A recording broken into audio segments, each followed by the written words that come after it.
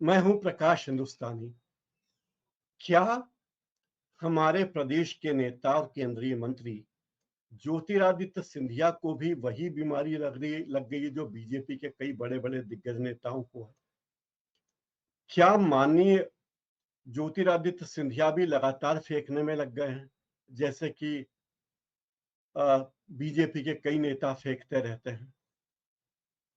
ये बात कहने की जरूरत मैं इसलिए कर रहा हूं कि कुछ दिनों पहले क्या कल ही केंद्रीय मंत्री ज्योतिरादित्य सिंधिया और कांग्रेस के बड़े नेता पी चिदम्बरम के बीच बड़े अ, जुबानी जमा खर्च होने लगे।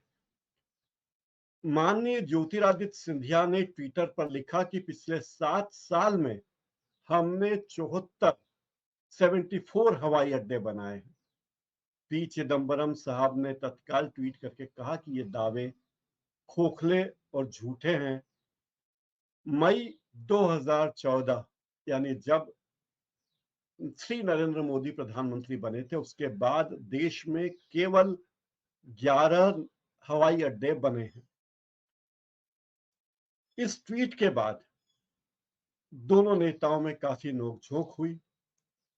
ये कहा गया कि एनडीए के सत्ता में आने के बाद बहुत ज्यादा विकास के कार्य हुए हैं, और ये बात बिल्कुल गलत है। चिदम्बरम साहब ने कहा कि जिन 74 हवाई अड्डों की बात कर रहे हैं सिंधिया जी, उनमें से 9 हेलीकॉप्टर स्टेशन है और 2 वाटर ड्रोम शामिल हैं। उद्घाटन के तुरंत बाद वाटर ड्रोम बंद हो गए थे। चिदम्बरम जी ने कहा कि जिन 74 हवाई अड्डों की बात कर रहे हैं, उनमें से 15 का कोई उपयोग ही नहीं है, क्योंकि वहां से कोई भी उड़ान है ही नहीं। एनडीए बीजेपी की सरकार ने जो 479 नए वायु मार्ग की घोषणा की थी, उसमें से 225 यानी लगभग समझ लो 450 में से 225, 40% से ज्यादा तो चलते ही नहीं है। मतलब वो वहां कोई काम होता ही नहीं। तो ये बड़ी जोरदार बातें कही जाती है। यहाँ एक बात और कहूंगा कि हमारे प्रधानमंत्री, वर्तमान प्रधानमंत्री नरेंद्र मोदी जी ने कुछ दिनों पहले एक ट्वीट किया था और कहा था कि आजादी के बाद देश में 67 वर्षों में 67 ईयर्स में केवल 65 एयरपोर्ट बने, यानी एक साल में औसतन एक एयरपोर्ट। लेकिन हमारे 4 साल में 9 एयरपोर्ट बने, यानी हम काफी तेजी से एयरपोर्ट बना रहे हैं। प्रधानमंत्री नरेंद्र मोदी ने यह भी दावा किया था कि मैं हवाई चप्पल पहनने वालों को हवाई जहाज में बैठने का मौका दूंगा, यानी उनकी स्थिति ऐसी हो जाएगी कि हवाई चप्पल पहनने वाला साधारण आदमी भी हवाई जहाज में यात्रा करने लगेगा। लेकिन जब से ये मुई वंदे भारत ट्रेन चालू हुई है और दूसरी ट्रेनें चालू हुई हैं, एक्सप्रेस ट्रेनों के नाम पर महंगी ट्रेनें चालू हुई है, तब से हवाई जहाज का किराया कई गुना बढ़ गया है। और अब इंदौर से दिल्ली या मुंबई का किराया भी 8-10 हजार रुपए से कम नहीं है, जो पहले काफी कम हुआ करता था। तो ये सारी बातें हैं। क्या हमारे प्रधानमंत्री नरेंद्र मोदी का फार्मूला ज्योतिरादित्य सिंधिया ने अपना लिया है? और क्या ज्योतिरादित्य सिंधिया भी आजकल एक के बाद एक फेंकने लगे हैं? इसी मुद्दे पर बात करेंगे। और आज हमारे साथ 3 विशिष्ट मेहमान मौजूद होंगे। राकेश अचल जी होंगे, सुभाष रानाडे जी होंगे और राजीव खंडेलवाल जी होंगे। तो मुद्दा केवल ये नहीं है कि हम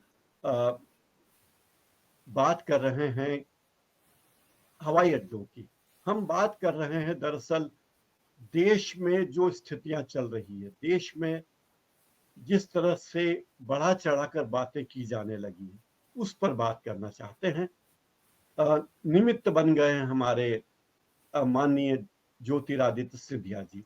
यूं भी आप जानते हैं कि ज्योतिरादित्य सिंधिया जब से कांग्रेस में गए, कांग्रेस छोड़कर बीजेपी में गए हैं, तब से बीजेपी में उनकी बड़ी फजीहत सी हो रही है। कई बार लोग कहते हैं कि हमारे माननीय मंत्री जी की स्थिति बहुत खराब हो गई, वो महाराजा से भाई साहब हो गए हैं। और वो ऐसे भाई साहब हो गए हैं कि उनकी उनकी बातें उनकी पार्टी के लोग ही नहीं सुनते। वे अपने निवास में बहुत कुछ कर चुके हैं। वे अपने यहाँ अमित शाह को बुला के दावत दे चुके हैं। वे अपने यहाँ बुलाकर नड्डा जी को दावत दे चुके हैं, प्रधानमंत्री को दावत दे चुके हैं। तो बहुत सारी गतिविधियां हैं, लेकिन अब हम बात करना चाहते हैं कि आखिर क्या हो रहा है। शुरुआत करना चाहूंगा राकेश अचल साहब से, जो ग्वालियर में हैं, पत्रकारिता के नक्षत्र हैं, हमारे देश की राजनीति और पत्रकारिता के बड़े जानकार हैं। तो मैं उन्हीं के पास आ रहा हूँ सबसे पहले। राकेश अचल जी, आपके पास आ रहा हूँ। कृपया ये बताएं कि क्या हमारे माननीय ज्योतिरादित्य सिंधिया को भी वही रोग लग गया है जो प्रधानमंत्री जी को है? राकेश जी। नमस्कार प्रकाश जी, आपका आभार कि आपने अच्छी बात करने का मौका दिया। देखिए, केंद्रीय जो मंत्री ज्योतिरादित्य सिंधिया हैं, वो 3 साल पहले भारतीय जनता पार्टी में आए हैं और ये पहला मौका है सिंधिया परिवार के किसी भी राजनीतिक सदस्य का, राजनीतिक कार्यकर्ता का। वो जनसेवक होते हैं, वो राजनीतिक कार्यकर्ता तो होते नहीं, ऐसा उनका मानना है कि वो बहुत जल्दी किसी के प्रभाव में आते नहीं और जो एक लीक उनकी बनी हुई है उस पर चलते हैं। और कहा भी जाता है कि शेर हमेशा अपनी लीक पर चलता है, लेकिन ज्योतिरादित्य सिंधिया अपवाद बन गए हैं। माननीय प्रधानमंत्री के संगत में आने के बाद उनकी देह की भाषा बदल गई है, उनकी शब्दावली बदल गई है और निश्चित रूप से मैं फेंकू शब्द के मुझे थोड़ी हिचकिचाहट होती है, लेकिन फेंकू जैसे ही हो गए। देखिए, मैंने राजमाता जी को भी राजनीति में काम करते देखा, उनके बेटे माधवराव सिंधिया को भी 3 दशक तक काम करते देखा कांग्रेस में। मतलब कांग्रेस में वो बहुत नंबर 2 थे और बाद में कांग्रेस से बाहर भी आए, लेकिन उनकी भाषा और उनकी देह की भाषा में कभी कोई तब्दीली नहीं है। वो जितने शालीन पहले दिन थे, उतने शालीन अंतिम दिन तक रहे। लेकिन माननीय ज्योतिरादित्य सिंधिया को मैं लगातार नजर रख रहा हूँ जब से वो कांग्रेस में आए। हालांकि मैं तो पहले दिन से उनको देखा है। उनका पहला इंटरव्यू उन दिनों में आज तक में होता था, मैंने माननीय माधवराव सिंधिया जी के आग्रह पर किया था। तो मैं देख रहा हूँ कि ज्योतिरादित्य जी पर माननीय प्रधानमंत्री का प्रभाव बहुत ज़्यादा पड़ गया है। आप देखिए, कल ही मैं देख रहा था कि उनकी वो कांग्रेस की एक टिप्पणी पर वो कह रहे थे कि कांग्रेस को खुजली क्यों होती है। खुजली एक असंसदीय शब्द है और ऐसे शब्दों का इस्तेमाल सिंधिया राजघराना जो पुराना है उसके किसी सदस्य के मुंह से मैंने तो कभी नहीं सुना।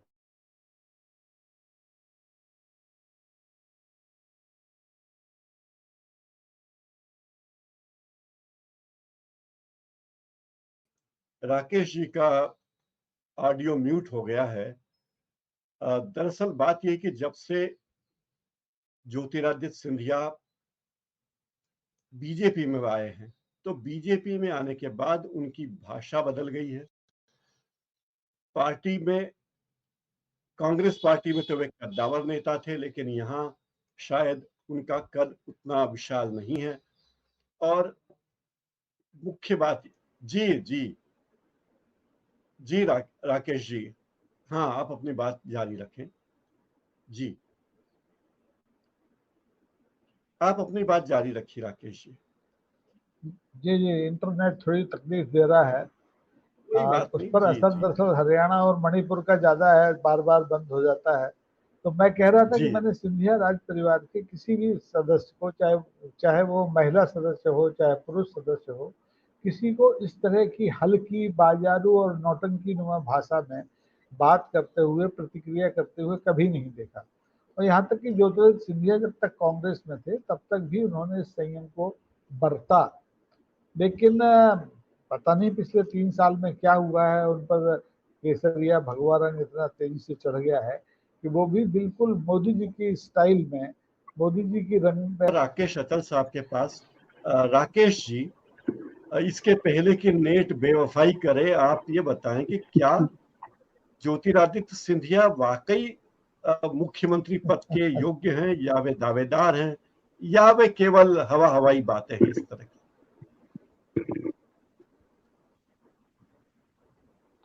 आप प्रकाश जी देखिए, जहाँ तक सवाल ज्योतिरादित्य सिंधिया की योग्यता का है उसमें मुझे कोई संदेह नहीं है। ज्योतिरादित्य सिंधिया अच्छे पढ़े लिखे युवक हैं। अमेरिका में उनकी शिक्षा दीक्षा हुई है, राजनीतिक तरबियत उनकी एक अलग किस्म की है। मध्य प्रदेश में ऐसा कोई नेता नहीं है जिसका राजनीतिक प्रशिक्षण उनकी तरह हुआ हो। इस लिहाज से ज्योतिरादित्य सिंधिया की योग्यता तो बिल्कुल निसंदेह असंदिग्ध है। वे मुख्यमंत्री आप उन्हें बना दीजिए, उन्हें आप केंद्रीय मंत्री बना दीजिए, मैं तो कहता हूँ आप उन्हें प्रधानमंत्री भी बना दीजिए, तो वो अपनी क्षमताओं का बेहतर प्रदर्शन कर सकते हैं। लेकिन उन्हें मौका कभी मिलता नहीं। मध्य प्रदेश के मुख्यमंत्री का मौका तो वो खुद नहीं चाहते, उनकी दादी ने नहीं चाहा, उनके पिताजी ने नहीं चाहा और वो भी नहीं चाहते, क्योंकि एक महाराज की जो हैसियत होती है उसमें उसमें और मुख्यमंत्री की हैसियत में बहुत फर्क होता है। उन्होंने मुख्यमंत्री बनवाए हैं, वो किंग मेकर रहे हैं। खुद को भी टाइगर पिछले चुनाव में आप कहते ही थे, उन्होंने कहा ही था टाइगर अभी जिंदा है, और टाइगर वाकई में जिंदा है। भारतीय जनता पार्टी में भी आकर भी उनकी स्थिति ऐसी नहीं है कि वो बिल्कुल नगण्य हो गई हो। आज भी मैं ये पूरे भरोसे के साथ कह सकता हूँ कि भारतीय जनता पार्टी में उनके जैसा स्टार प्रचारक कोई दूसरा नेता है ही नहीं। जो वक्तव्य कला उनके पास है, जो एक चुंबकीय आकर्षण व्यक्तित्व में है, जो भीड़ खींचने की मशीन जिसे आप कह सकते हैं, वो ज्योतिरादित्य सिंधिया हो सकते हैं और हैं। लेकिन उनका इस्तेमाल भारतीय जनता पार्टी पूरी तरह से इसलिए नहीं कर रही है क्योंकि उसके पास उसकी अपनी पौध है, जिसने सारी जिंदगी गंवा दी। जो कोई 50 साल से है, कोई 40 साल से है, कोई 60 साल से है, तो उसके रहते हुए ज्योतिरादित्य सिंधिया को सबसे आगे खड़ा करने का न कोई औचित्य भारतीय जनता पार्टी के पास है और न ही भारतीय जनता पार्टी ऐसा सोचती है। शुरू में आपने देखा होगा कि जब भारतीय जनता पार्टी ने प्रदेश चुनाव के लिए, विधानसभा चुनाव के लिए पार्टी की चुनाव समिति का संयोजक बनाया, तो उसमें नरेंद्र सिंह जी को लिया। बाद में जो कमेटियां बनी उसमें भी सिंधिया का नाम नहीं आया। बहुत बाद में आखिरी में अभी जो तीसरी कमेटी बनी तो उसमें सिंधिया जी का नाम आया है।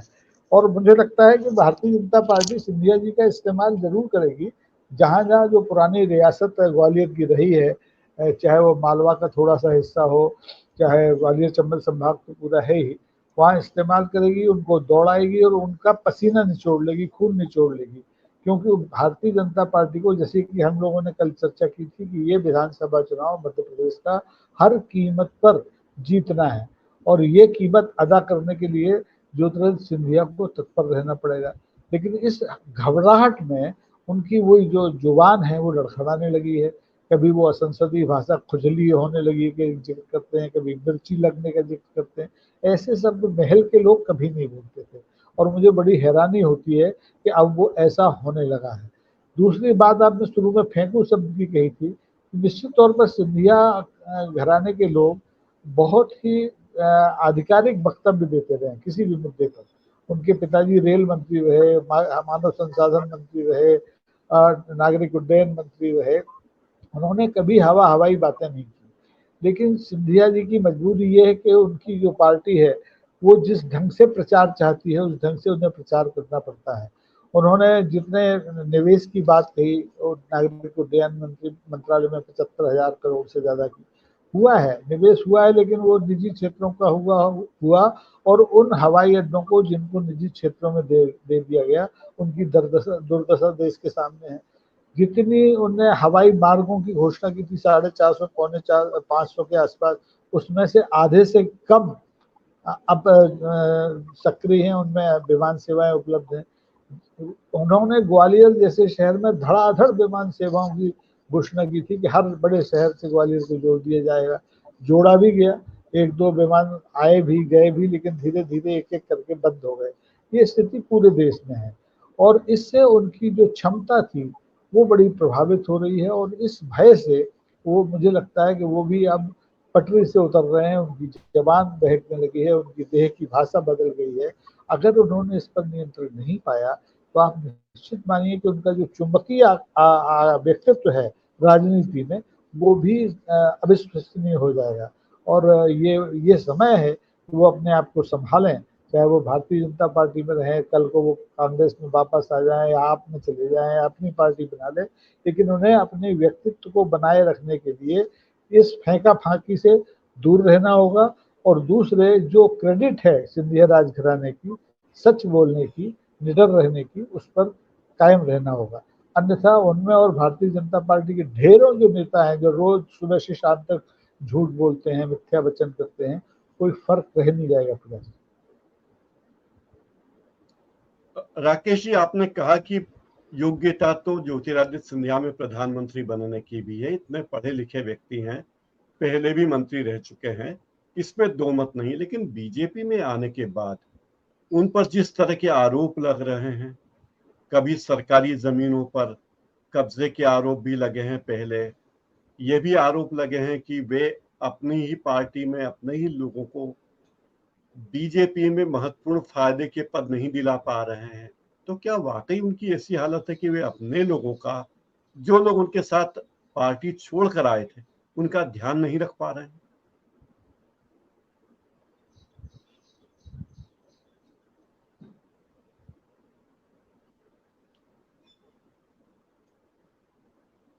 आपको मेरी हाँ आवाज प्रकाश सुनाई जी, दे ये रही है? हकीकत है कि देखिए जी। सिंधिया जी पर आरोप जब वो कांग्रेस में थे तब भी लगे, और उस समय राज्यसभा के सदस्य प्रभात हेलो, मेरी हाँ आवाज आ हाँ रही है? बिल्कुल, आपकी, हाँ आ रही है, आ रही है, आपकी हेलो आवाज आ रही है। हेलो। आपकी आवाज आ रही जी, है, आ रही है तो आपकी। प्रकाश जी जी हाँ। ये जो जी प्रकाश जी, जो आरोपों की बात है सिंधिया परिवार पर, ये आज से नहीं लग रहे हैं। मैं ये माधवराव सिंधिया जी ये थे तो उन पर भी लगे, और ज्योतिरादित्य सिंधिया पर तो बहुत आक्रामक ढंग से लगे। भारतीय जनता पार्टी के जो राज्यसभा के सदस्य थे प्रभात झा, जो मध्य प्रदेश में एक मंत्री थे जयभान सिंह पवैया, वे तो आरोपों के पुलंदे लेकर सिंधिया के पीछे दौड़ते थे, और उन्होंने हजारों एकड़ सरकारी जमीन जो कि रियासत के विलय के समय सरकार की हुई थी उसे वापस लेने, उस पर अवैध कब्जे करने के आरोप लगाए, अदालतों में गए, हलफनामे दिए। लेकिन आज वे ही सब लोग सिंधिया के डाइनिंग हॉल में जाकर के जो उनकी चांदी की रेल है उस पर, उसमें परोसा गया खाना खाते हैं। तो इससे कोई फर्क नहीं पड़ता। लेकिन फर्क इस बात से जरूर पड़ा है कि भारतीय जनता पार्टी में आने के बाद सिंधिया अपने कार्यकर्ताओं को, अपने समर्थकों को जो राजनीतिक लाभ दिला सकते थे वो नहीं दिला पाए। शुरू में जो कुछ नियुक्तियां उन्होंने कराई वो हो पाई, लेकिन बाद में 2.5 साल से ऐसी कोई नियुक्ति वो अपने समर्थकों की नहीं करा पाए। ग्वालियर में मेला प्राधिकरण एक बहुत बड़ा प्राधिकरण है, उसका एक लंबा चौड़ा बजट है, उसके अध्यक्ष पर उनके लोग नहीं बैठ पाए। ग्वालियर विकास प्राधिकरण है, विशेष क्षेत्र विकास प्राधिकरण साडा है, ऐसी कई संस्थाएं